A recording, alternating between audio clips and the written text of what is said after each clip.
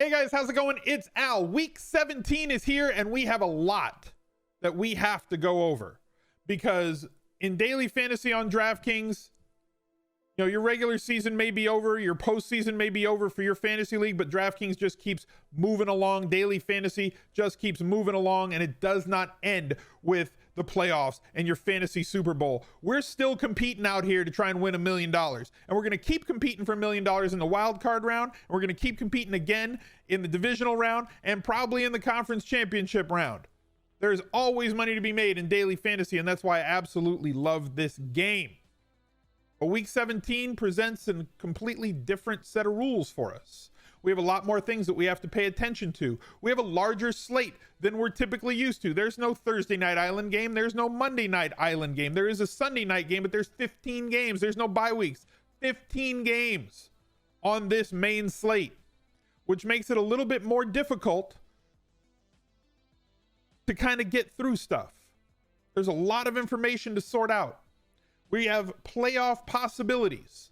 We have teams that have motivation to play and teams that have absolutely no motivation on the surface. We have players that have motivation to go after records or personal incentives for their contracts, or coaches that may or may not want to finish the season with an 8-8 record like their predecessor.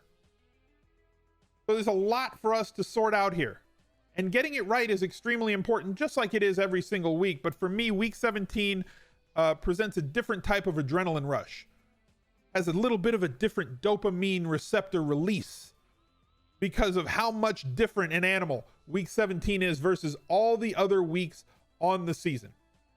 I suggest that you look up as many articles as you can on player incentives, things that they may have in their contract, because I don't have every single one of them in front of me. I've got the ones that I know about in front of me. Teams that are playing for different seeding purposes, make sure that you have all of that in front of you, because some teams that have something to play for might know by the time the game starts, because there's a lot of afternoon games on this slate and there's a lot of morning games on the slate. I'm on the West Coast, so 1 p.m. and 4 p.m. games. So some of the teams playing at 4 p.m. might know where they sit after those 1 p.m. games finish, as opposed to teams that need something to happen. Like if the Dolphins beat New England, then that opens up something in the AFC for another team in the AFC that's fighting for playoff seeding, Kansas City, with the Patriots. And so those teams are kind of going back and forth at each other. And how's that going to change at halftime if the Dolphins are winning or if the Dolphins are losing by 30 or 40 points to the Patriots? There's a lot of stuff that we've got to pay attention to. I'm going to try and get to the strategy of all of it. I'm going to try and get through some of the players that I like and ask the chat here on Twitch about some questions that they may have on how to attack this slate, what to do with it. Not exactly 1v1s and 2v2s, but some tournament strategies as well. Because with the larger slate, ownership's going to be down. It may be high on specific players, but it's going to be way more spread than on other weeks. And there's a lot of places we can look for leverage. So let's bring in the chat. Well, let's kind of talk about it. Guys, if you have any questions, throw them in the chat. The first thing that we have to worry about or note is that the NFC is seemingly somewhat wide open. One team has their own, they've got everything under control for themselves, and that's the San Francisco 49ers. Okay, if the 49ers win, then they're just the number 1 seed. That's all there is to it, but they aren't on the slate. They play Sunday night, so everybody else has everything to play for. So they're not going to have that information if they've locked up number 1. So every other team has something to play for. The Packers can finish as high as the number 1 seed. The Seahawks can finish as the number 1 seed, number 2, number 3, or number 5. Depending on all these other chips that have to fall. So there's a lot at stake here and a lot to kind of go over. And we're not going to know about San Francisco, so that's great for us because a lot of other teams now, all these teams that are in playoff contention, kind of have to put themselves out there and go after it, with the exception of like the Minnesota Vikings, who are locked in as the 6th seed. They can't move, but basically everybody else in there has something that they can do that's going to change whether they're going to get a bye week, whether they're going to play at home or whatnot. Can we fit Zeke, CMC, and Henry? You haven't looked yet. You can, but it's going to be sketchy. But you can definitely get them in there. You just have to go cheap at quarterback, cheap at tight end, and find 3 value wide receivers, which on a week like this, you will be able to find wide receivers who are cheap, but there's going to be high variance between all of them. And I don't think that that's going to be the optimal cash game strategy with as much running back value as we're going to find on the slate. Playing at least 1 and possibly 2 value running backs is going to be the way to go if you're playing cash games. For tournaments, obviously there are no rules really in tournaments. There's no hard and fast rules of you must play these type of running backs or spend this much on running backs. For me, the rule is always just try to get volume, and I think that there's enough volume at maybe the 4 to 6K range at running back that you could play 1 or 2 of those guys and then afford 1 or 2 of the high price guys, depending on, you know, how you allocate your money there. Is Keenum too thin in cash? I don't know if okay, so looking at cheap quarterbacks, right, there's going to be guys that are extremely cheap, and finding them for me is going to be an issue, right? So like in the case that the Rams sit Jared Goff, if they do, we don't know if they're going to or not. You're going to hear that a lot from me on this this hour, guys. I am not the type of person who is going to have a strong take on something if I don't have full information on it. So I am not afraid to say I don't know, but I will give you the if-thens in case one or the other happens. And if Jared Goff sits, then Blake Bortles becomes the starter and plays 4 quarters. I have it on some information from one of the Rams beat writers that even though there's a long list of players that are on their injury report, and we're speculating that they may sit one or multiple of their starting skill position players, their coach is a little bit competitive, and it might eat at him for an entire 9-month offseason, even though they have nothing to play for if this team finishes 8-8 after 2 straight winning seasons in his first 2 as a head coach. The last things he wants is to finish 8-8. But if Goff sits on authority from up above that he's got this huge contract and we're not going to risk that our franchise quarterback, no matter what you think of his talent level, football Twitter, if they determine that he is sitting and you're not playing, and then Blake Bortles at 4,500 becomes very viable against Arizona. We also have some other backups that are playing. Case Keenum, as mentioned before, 4,500 against Dallas. I don't mind Case Keenum. I really don't. I would like Case Keenum better if McLaurin wasn't out, but McLaurin is out, so that takes away some of the big playability from him, but there's enough players on this team that he can throw to. I think that he's a better fantasy quarterback right now than Haskins was, so it's good for fantasy purposes he's starting, but I would prefer it if it was the other way. If the Buffalo Bills sit Allen, Matt Barkley is another one at 4,500, assuming that they don't also sit John Brown, but there's other guys, Robert Foster sitting behind him, who we saw at the end of last season do exceptionally well, and the Jets do not really defend the pass with their defensive backfield at a high level either. So Barkley, even though it has a low total, if he throws 2 touchdowns, or if he's responsible for 2 touchdowns in this game, already pays off his salary just with those 2 touchdowns. You have Will Grier at 4,600 going up against New Orleans. And as much as they're going to feed the ball to Christian McCaffrey, you would assume that he's got a pretty solid floor in terms of passing yards. As bad as he did last week with only 7.7 DraftKings points with 3 interceptions and no touchdowns, he's going to have a good solid passing floor with Christian McCaffrey, somebody who is going for 2 personal records. One, if he can get 67 receiving yards, that makes him the 3rd player in NFL history to have both 1,000 yards rushing and 1,000 yards receiving. And there is a second record that he can go for if he has, I believe, 215 yards or 216 yards. I forget the exact number, whatever, look it up. Don't hold me to it. But it's in that range.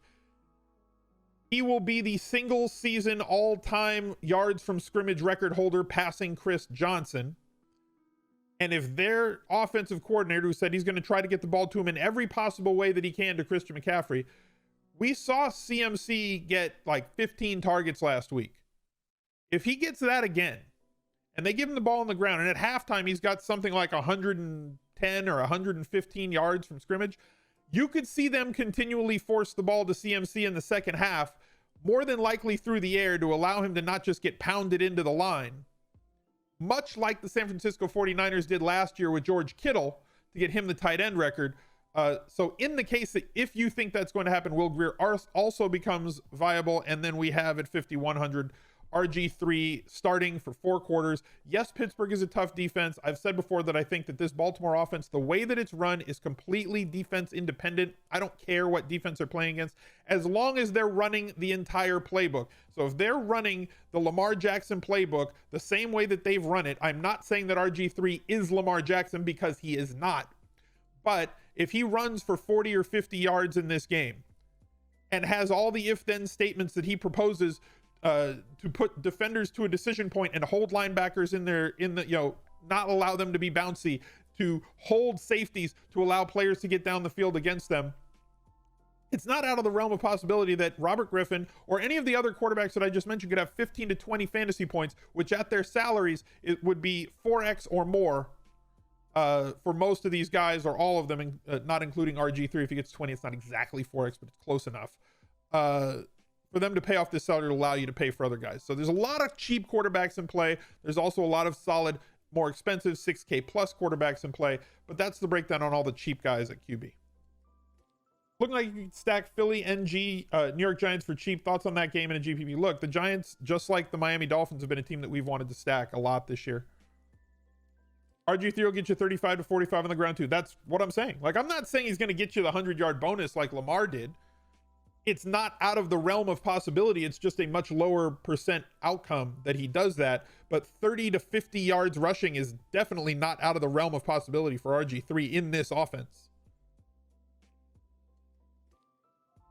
Favorite sub 4K wide receiver? I don't know that I have a favorite sub 4K wide receiver. My favorite wide receiver on the slate is probably Ross. If you read Best Buys and you listen to The Edge, you know why. Surprised to see the Titans favorite on the road versus the Texans. Texans D is rough, dude. Tannehill seems to have a lot riding on this game. He does. Ravens sitting Yanda and other offensive line. Yeah, but like, here's the thing. They can't sit everybody. They have a 54-man roster and half of that's defense. You know, and 5 of those or 7 of those are special teamers. They literally cannot sit everyone. So it's not like the first 2 weeks of the receiver of the preseason where they've got 70 and 90 man rosters and they can play 4th stringers. They don't have that. Only 54 dudes. Week 17, where a degree in psych might help. Yes. So like the expensive running backs, right? Because people are we've mentioned them a few times. The expensive running backs this week. Christian McCaffrey, 10K, talked about him and all the possibility for the records. 15 targets last week, resulting in 15 receptions. He had last week, 163 yards from scrimmage. If he gets to 215, this is 28 touches. And he did not break a big play. 14-yard long and 13-yard long on the ground and through the air. If he can break a 40-yarder this weekend, that puts him in great shape. And New Orleans really has absolutely no motivation this week other than pride to try and stop him. And it's very tough to stop players from getting the ball to a running back as many times as they want it, right? You can't really stop them from just throwing swing passes, because that would mean that you're allowing somebody like Curtis Samuel to get over the top, which is essentially something that you don't want to do.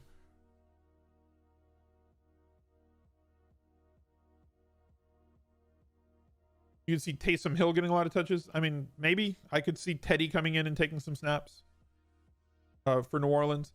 But for the running backs, again, Barkley, probably not somewhere that I'm going to go this week against Philadelphia. I know he's coming off of 2 extremely hot weeks. He's going to be very low owned. So if you want to go with Barkley, fine. And the reason I think he's going to be low owned is Aaron Jones is coming off of, we've seen multiple ceiling weeks for him. There's not a lot of times that a running back has 30 plus DraftKings points, and he's done it, 4 times, with another game at 28 points and another one at 27. A lot of those games correlated with Jamal Williams either leaving the game with an injury or just being out completely. He saw his highest snap count in week 16 since the last time Jamal Williams was out. He got 25 touches. You give Aaron Jones 25 touches, he's going to do some things. 13 the week before, 22 here, he had 34 points. 15 here, nothing. 13 here, nothing. 9 here, nothing. 20 here. he gets 20 touches, I like him. And considering that I don't expect him to be exceptionally highly owned, even against Detroit, who has a really bad defense overall, if Williams sits, Aaron Jones becomes one of the better running backs in the slate as far as I'm concerned. A lot of motivation for Tennessee, and Derrick Henry is going to be back this week. You know that he's going to get 25-ish touches, plus or minus a few, and he's been an absolute horse against the defense in Houston. That's not exceptional. Ezekiel Elliott is going to be the highest owned one in this range, in my opinion. Obviously, CMC is going to carry his usual 20%, if not more, if everybody's going to go after him. But Ezekiel Elliott is as good as it gets, especially when he gets a lot of volume. We've seen running backs do work against Washington, not unlike last week with Saquon Barkley. In their first matchup on the year, Ezekiel Elliott had 23 points in week 2. Granted, that was forever ago. Alvin Kamara as well, 7,800. The way that he's been used and busting off a couple of long plays, something that's been missing from his game last week, a 40-yarder and a 30-yarder, ends with 29 DraftKings points. Also, notable that he got the inside the 5-yard line carries last week and ended with 2 touchdowns, 1 long one, 1 short one, which was nice to see him actually get the ball near the goal line again, because he had not gotten it there this year. So all those guys at the high price point are going to be fighting for ownership. Barkley will be the lowest owned of that entire group. And because of the larger field and the value that's inherent to the position this week, right? You're going to have some people on Sanders. You'll find some people on Freeman, because this game is one that people might think might shoot out, and Freeman very used in the passing game. Eckler or Gordon against Kansas City, but I don't know if that's the play, considering in Kansas City that defense is a lot better. James White going up against Miami, and as many passing touchdowns as they've allowed this year to running backs, wide receivers, and everything, and as involved as he is in the passing game, fine. But like down here at this price range, Washington has been outstanding in the absence of Josh Jacobs. So if Jacobs sits, you're going to get your 20 to 25 touches out of Washington here for Oakland, albeit the game is in Denver, but at 5,200. 20 to 25 touches for 5,200 on an offense that will feed him the ball, and every time they get inside the 5, very viable. Looking a little bit cheaper, SONY MICHEL going up against Miami, 40 touches the last 2 weeks. There are floor concerns with SONY MICHEL. He should get the ball 20 times, but you're not going to get it all in the passing game. So he's got to score touchdowns for you to be viable. He could have 130 yards, which would be 16 DraftKings points with 0 catches and 0 touchdowns, which would obviously pay off this salary. But if he does not get you the bonus, much like the last 2 weeks, I think your floor, your realistic floor for somebody like SONY MICHEL is like 75 yards, no catches. So a 7.5 point floor for SONY MICHEL at 4.9. There is some danger inherent, but there's big time ceiling here. Maybe 100 to 125 yards with 2 touchdowns is certainly on the table against Miami. So you're playing with fire a little bit with the floor, but if he gets into the end zone once or twice, he could absolutely smash and is entirely too cheap. Looking at a couple of other guys down here, Williams for the Chiefs, I believe is going to get the lion's share of the work. 15 to 25 touches could be incoming in Kansas City. Is in a situation where they still have a chance. Miami has what, a 12 to 14% chance of winning this game from the Patriots, right? That's what Vegas says, as Pete said so eloquently on the Edge podcast yesterday. The big free actual realistic odds are that the Dolphins have a 12 to 14% chance of winning that game. And if they win that game, the Chiefs have to win, because if they win, they leapfrog and they get that bye. So I could see them going for it, and Damien Williams at 4,700 against the Chargers, as good as they've been playing, and at home, being the Chiefs, Williams could be an absolute godsend at 4,700. So a lot of value this week at running back for us to kind of parse through to get after it. Abdullah at 3,900 with the week that he had on Monday night last week, and the split that they're going to get there for Minnesota, not probably playing their starters. There's enough cheap defenses out there to be interested in. Jameis going for the passing record. How much does he need? 4 interceptions for the record. Got him. We got him, boys.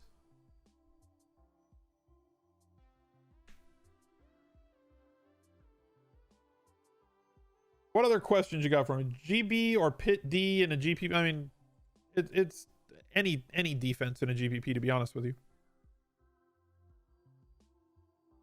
I think Green Bay is going to be one of the more owned defenses because of price. I also think Pittsburgh at that same price is going to be, I think people are going to narratively chase defense versus RG3. You know, I think we're going to say, I want to play, oh, the Baltimore's not going to play Lamar Jackson, so I want to go after RG3 because I personally don't think that he's good. Not me, they. And I could see people attacking him. So, like, I don't see either defense being like 30% owned. And you know how high the variance is on every defense. So, like, to me, saying what's the best GPP defense? The one that scores 2 touchdowns, and that's impossible to predict. I want to predict pressure on the passer. I need dropbacks. I'd prefer a team that I think is going to drop back 40 times against my defense than a team that's going to drop back 20 to 25 times. And I think that Baltimore is probably going to drop back 20 to 25 times max. Right? So it's tough for me to play a defense against a team that's not going to throw the ball. That to me is an issue. Does Indy have anything to play for? How do you like Mac on DK?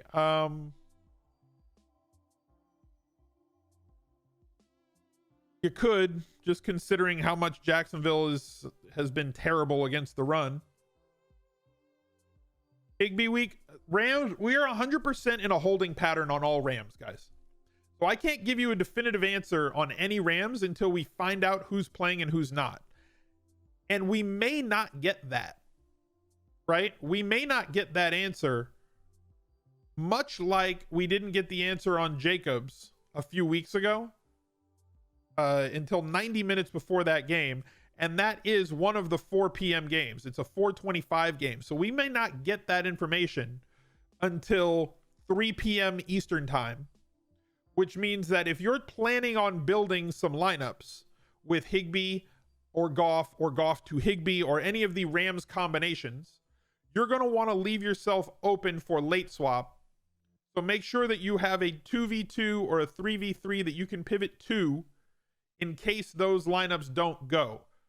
Because the best way that ownership gets held down in these tournaments is people don't know and they steer clear of it.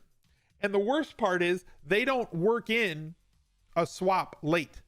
So you can put yourself in a position to possibly win if the narrative comes through like we said, and the Rams don't force McVay to sit players. The front office says you can do whatever you want. We believe in you, coach. Go do your thing. Try and win the game, end the season on a high note. And he says, okay, we're going to get out there and get after it. Even though we have nothing to play for, we got this to play for. So let's get out there and play with some pride and some heart. And let's take down this W and finish the season at 9-7 on a good note, as opposed to let's just wave the white flag and sit everybody and go into the season with the off season with a whimper. Justin Watson and Brashad Perriman so popular. I mean, because it's an easy stack, right? It's an easy stack and double stack. And for tournaments, that's the easiest way to build lineups, right? It's much more difficult to build a tournament lineup by picking a one-off quarterback, running backs, 3 wide receivers that have nothing to do with one another, a random tight end at a price, a flex that's not related to anything else, and a random defense. That's 9 spots that you got to pick every single one to have 25 plus points. As opposed to just saying, okay, I'm going to play Winston, I'm going to play Perriman and Watson, and I'm going to play Julio Jones. Let's just say Julio's fine, right?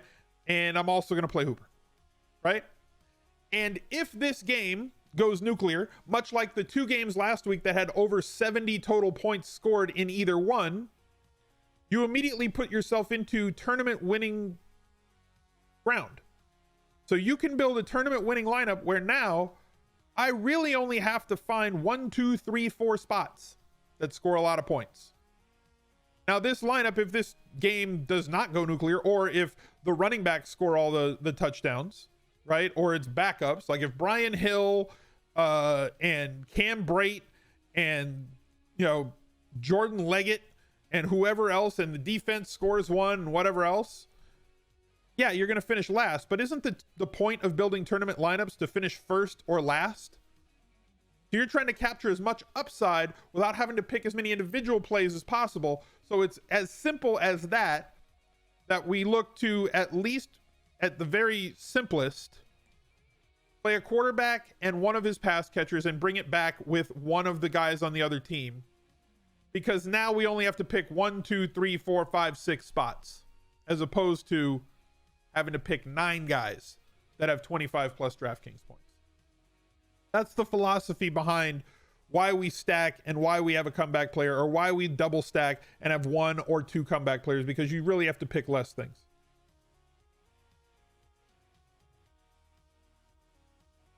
You can't with Perriman. I can't even.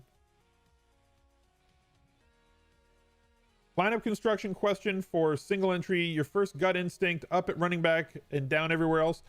At single entry, I look for correlation, and I look for multiple correlation. So like my limited entry, not just single entry, right? But like, since I'm here already, let's start there again, right? Let's just go Winston, whatever, Perriman, and Julio, right? So there's our start. Whether it's a stack or a double stack, I don't care, whatever. I'm then looking for a secondary correlation play that I can find, right? One that might have something to do with stuff, but also I'm not going to have a quarterback to stack with it. So I want a player and I want a bring back player.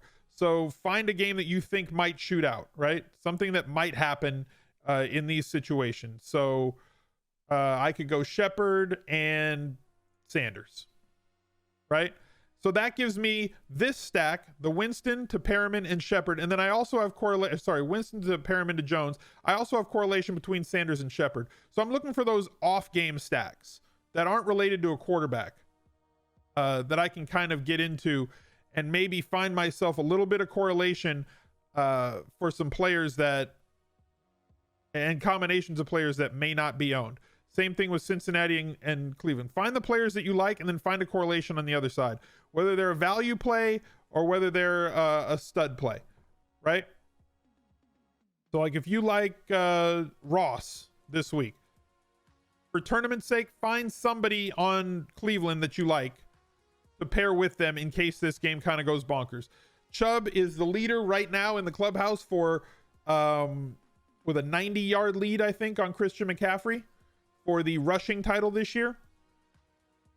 Landry, we'll see if he plays. Beckham Jr., we'll see if he plays. See if there's somebody on this team that you can play to correlate with John Ross so he's not just a one-off for your single entry lineups.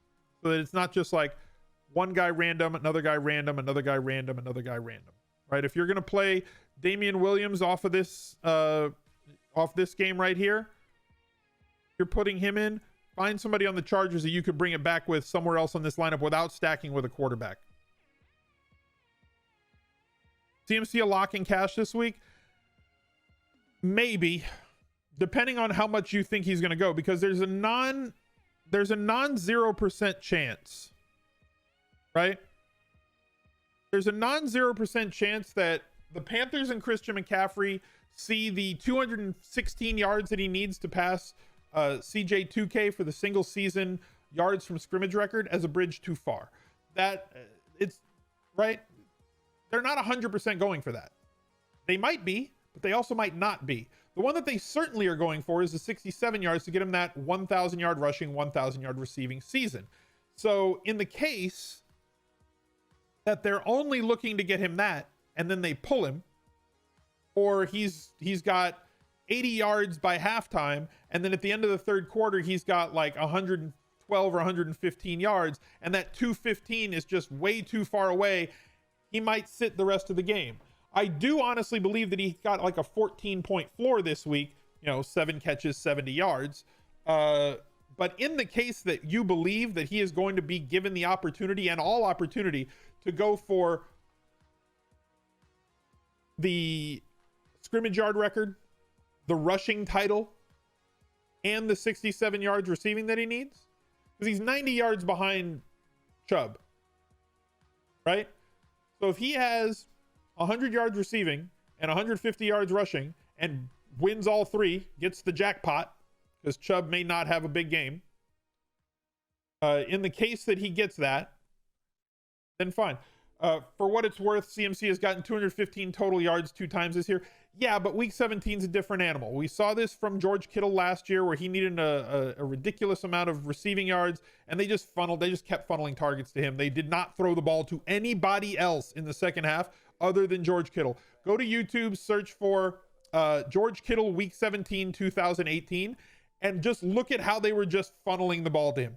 There is to use the other side of this argument, there's a non-0% chance that they just throw the ball to CMC 20 times.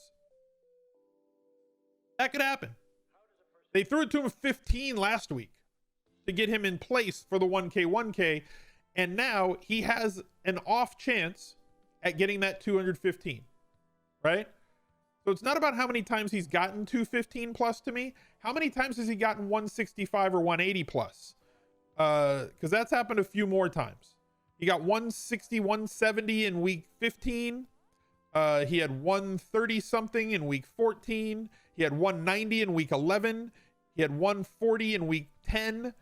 166 in week 9.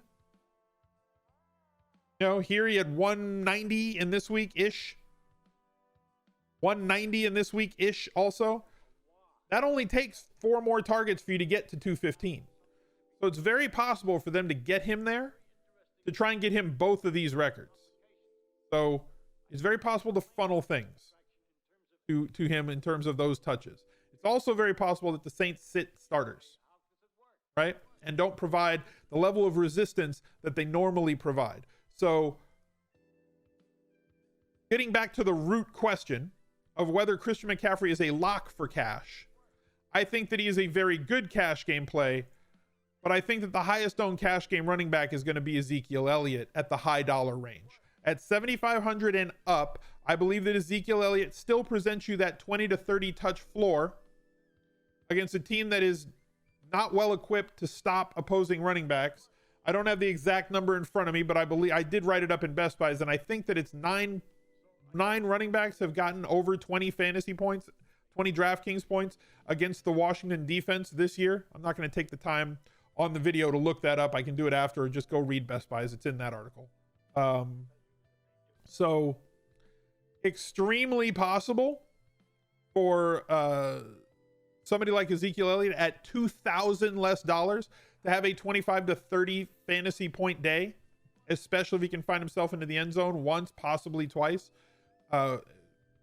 He's had touchdowns or 7 catches in a solid amount of games. 7 catches here, 2 touchdowns, 7 catches, 4 straight games with either multiple touchdowns or 7 receptions for Ezekiel Elliott. And now he faces off against Washington, who just gave up a 40-plus point day to Saquon Barkley and has not been stopping wide receivers at all. So I think Christian McCaffrey is fine if you can find the extra salary, but I think the optimal cash game running back is going to be Ezekiel Elliott, at least where we sit right now.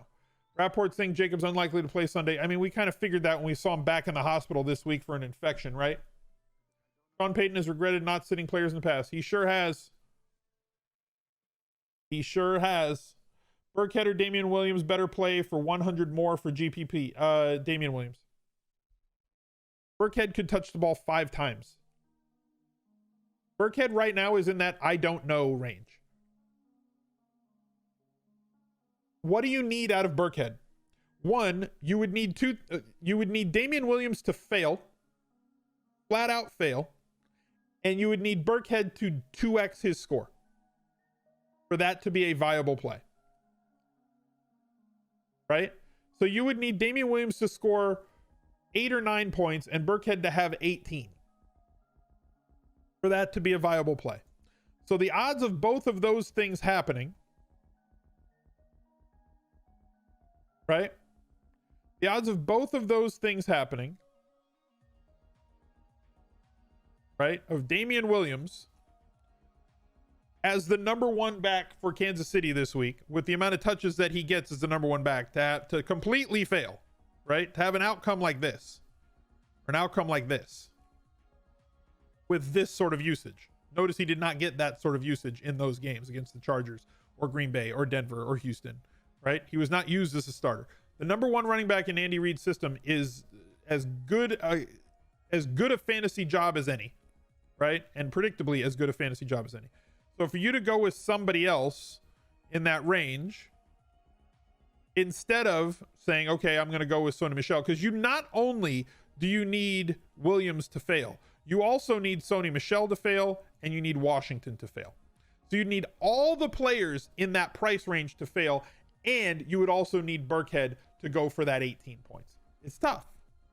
That's why, that's why I'm saying I would prefer not to do that. If I'm going to fade one of those guys, you're not just fading one of those guys, because they're not the only ones in that price range. You're fading 4 guys at that point. You need multiple guys in great positions to all fail, and for the guy that you're playing to bust out. Now, if you think that that can happen, by all means, go for it. Any 5,500 range running backs you like to? Yeah, Williams. Looks like DJ Moore is out. Yes, he is. So Wright takes a step forward, but how much usage is there going to be for other pass catchers on that team? Is high-priced wide receiver a must for cash? Not necessarily. It's week 17. Anything is possible. I don't think that there are any musts. We're going to try to do as best we can to fulfill the things that we normally try to fulfill. You want a tight end that's going to get you 7+ targets. Unless you're playing way down at tight end, in the 3K range, then you're looking to get like 10 to 12 points out of your tight end. But if you're paying 4 to 6K for a tight end, you want 7+ targets. And I think there are routes to get there. From your wide receivers, depending on price, you want to try to get double-digit targets from your wide receivers, unless you're playing 5K and down, and then you're trying to get maybe like 7, 8, 9, right? With the possibility for big gains as well. For your running backs, you're still trying to get 70 touches out of your running backs if you're playing 2 at running back and 1 in flex.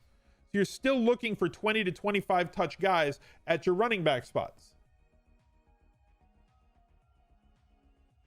Any love for the Browns receivers, or at least not really. Mostly because I don't know. I don't know if they're starting them all. And I don't know if they're sitting. Carson Wentz is solid. He has been very solid recently. I agree. 20 plus points on DraftKings in 4 straight games. As those receivers keep going down, his efficiency keeps going up. AP Swan Song. Is he going for a touchdown record or something this week? I don't have it in front of me. Like, he moved up on the touchdown list, but can he move up any further on the all-time touchdown list? Goddard, if Ertz is out? Yeah, most definitely. I think Goddard's the best tight end on the slate right now.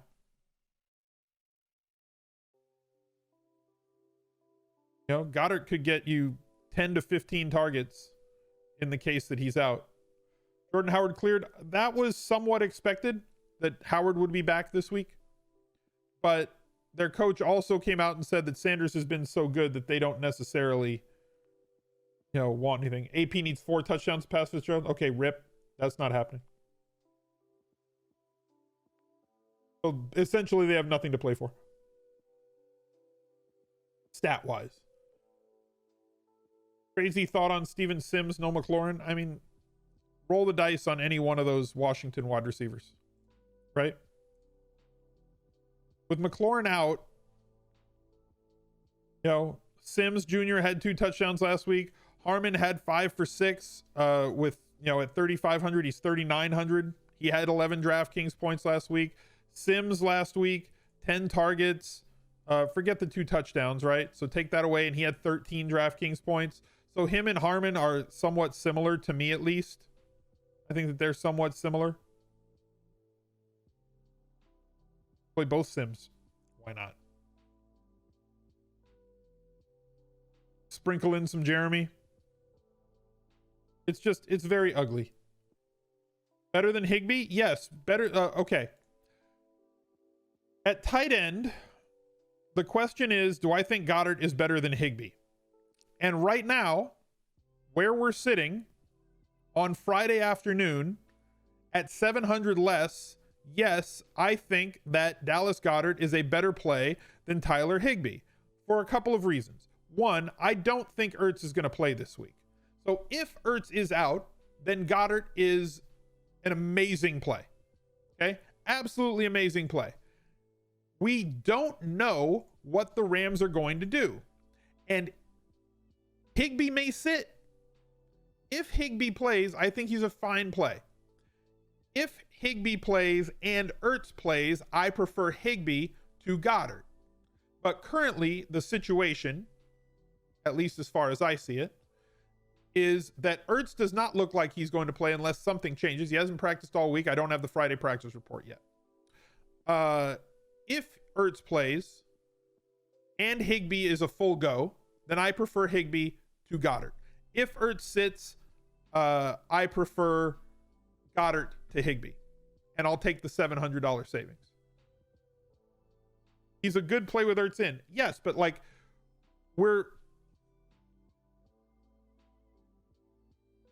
there's context and there's layers to all of this, right? So like if people are asking me which one is better in a vacuum, I can't answer that question. So I have to give you all the different context and scenarios for what and why and if and when. So if no Ertz, I prefer Goddard. If Ertz, Goddard is still in play. Goddard doesn't just become poop if Ertz is in. He's still fine. But there's less paths to 10 to 15 targets when Ertz is there. He got 12 targets last week because Ertz sat. And when Ertz left that game after getting cracked in the middle of the back with his kidneys, you know, Goddard was targeted on like 6 straight plays. So like 6 of his catches were with Ertz out of the game. Like on 1 or 2 drives. So contextually, right now I prefer Goddard. But if HIGBEE's in and Ertz is in, I think I prefer HIGBEE. Where is BORTLES? We don't know yet. Play the Drake. Depends on who the Rams sit. It really depends on who the Rams kind of don't play. Good Lord, that's some trashy pass catchers. Welcome to week 17. Yeah, week 17 is the ultimate if-then statement week. And you're going to, look, you know where tournaments are going to be won this week? Or, sorry, where tournaments can be won this week by you, the player, is there's an awful lot of late games. 1, 2, 3, 4, 5. That's 7 late games. Oakland, Denver. 2, 3, 4, 5, 6, 7 late games. Okay? So 8 early, 7 late. You want to try and win tournaments? You want to go into lineups lock, trying to win tournaments. Set yourself up for those if-then statements on late swap within your tournament lineups that include early morning players, right? That include the 1 p.m.s. Sinks to car with mother-in-law. He isn't poop. Nice. Hi, Ma. If you set yourself up with these things that people don't know so that you can have access to playing guys that are going to carry lower ownership but have 20 to 30 point upside, you put yourself in a position to skill your way into a win where other people haven't made those preparations, right? We saw somebody win the Millionaire Maker on Christmas by having his flex position locked up. And I'm not taking anything in NBA. I'm not taking anything away from that player. Congratulations, you won $1 million. That's awesome, right? But from a lineup building perspective, if somebody else was blocked and could switch off of a forward to a guard or a guard to a forward where that player wasn't in the position to be able to do that, all of a sudden, that player now has the late swap advantage. Same thing happened to me in 2013 when the player that was just in front of me, we both had Frank Gore. I had him in flex. He had him in his running back spot. The only way that I could get different was to utilize that flex position to play a player who was equal or lesser owned that still had upside. I swapped out to Michael Crabtree. I took the lead late in that game because I had a differentiated player. I had no other option to try and win that tournament. If I had left Frank Gore, the best I could do was second. I still finished second, but I gave myself a chance to win first because I had maximum flexibility by leaving my flex spot open, right? Putting the latest player in the flex. So I'm not railing on the guy that won the Millionaire Maker in the basketball tournament on Christmas Day. Congratulations to him. Hope he has a lot of fun. Congratulations on winning the Millionaire Maker. It's a possibly hard thing to do in daily fantasy. I'm talking about it schematically from a process-driven position, especially on a slate like this with a lot of if-then statements and question marks. You want to leave yourself in a position to put yourself in a position to win the tournament. What if you come out of the morning games and you've got 3 players left in lineups and you have the nuts at all the other positions, right? You have a defense that scored 20 to 30 points. Your quarterback stack or double stack and bring back went nuts, and you've got a few guys late, and you can determine who in the top 500 the most owned players are going to be, and something happens. Somebody's inactive. Now you have an opportunity to swap to something because you left yourself that position to get to because you thought about it before kickoff in the morning. You're leaving yourself options that other people don't have. So that's what's most important. Late swap before having kids. Yes. Is there a good tutorial on late swapping somewhere? You've sucked at it? I mean, it's feel, it's skill, it's understanding game theory and ownership and who's blocked you and who doesn't. All the late games start at 4:25. No 4:05 starts. Gives you plenty of time to do late swap and adjust lineups this week. It most definitely does. Always have a late hammer. Maybe. I mean, I don't think that late players are going to score more points than early players, right? Players are players and they're going to score their points. Head Chopper won the Millionaire Maker earlier this year and basically had all of his players go early and was anti-sweating the rest of the games. He didn't have any late guys.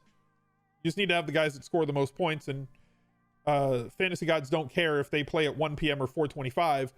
I'm just saying from a late swap perspective, with half of the games starting at 4:25 this week, and a lot of those games having players, I can see 2 or 3 of those games having players that we might not get inactives until later, which is going to hold that ownership on those players down. Set up your 2v2s or 3v3s for late swap to put yourself in a position to get to that. Life makes late swap almost impossible. I understand that.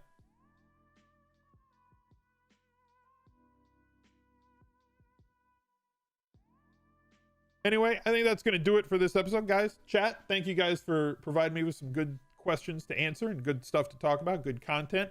For everybody on YouTube, I appreciate you guys showing up week after week, video after video. Please drop a like on this one. Leave me a comment down below. Tell me how your season went. Let's see what you have in store for the playoffs and the off season. And hopefully I'll get to see you guys on Twitch as I still stream a bunch of days during the week, all the way through the playoffs, because there is still more daily fantasy to play. Subscribe to the channel, ring that notifications bell. Until that next video, I'll catch you guys later. Bye. He's a legend.